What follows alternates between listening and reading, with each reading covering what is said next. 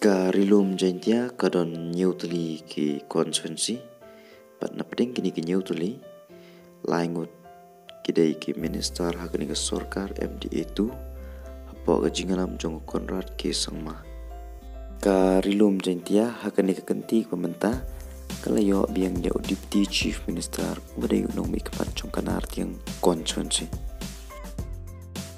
tongin pej ketenan ayu kini ki Menteri Sorkar Kikmi Uma coming one ambon uday unong mi kemat jongkaraling konsuensi la sausin kenti RC nula job na kaseng kongres mat RC nula job na kaseng NPP hagan ke election arpulai ma coming one ulayo katlaya jar druspa arpun reward mat ula pele mi ke kertong jongkaraling konsuensi hagan ke Sorkar MD itu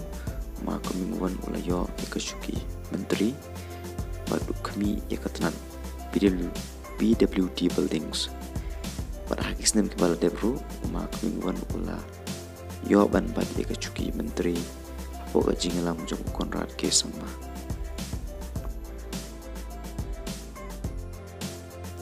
ma kermen shelah udah nong mikmat jong ka cleared konsuensi la arsin kanti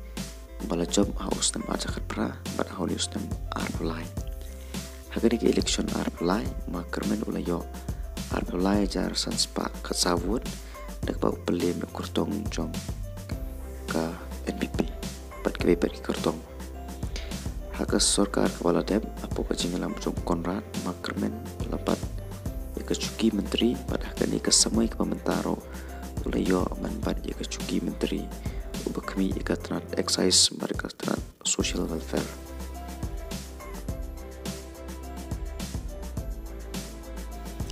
karilum jentia hakan ika kenti pemerintah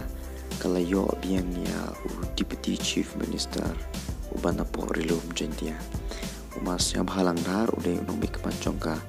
nartiang konsumsi ubala job lalai sen kenti hakan ika election arpulai masnya bahalang dharu layo kan riujar druspa kan riujar kendai spa andru kendai vote dak bau pele me kurtong jong keseng kongres aka semua kepala dep masnya bahalang dharu ulong we ni menteri sorkar po ka jingalam jong Konrad ke sangma pada kani kenti ke mentaro masnya bahalang dharu layo ikasuki menteri ubakmi ikatanan forest industries berketanat transport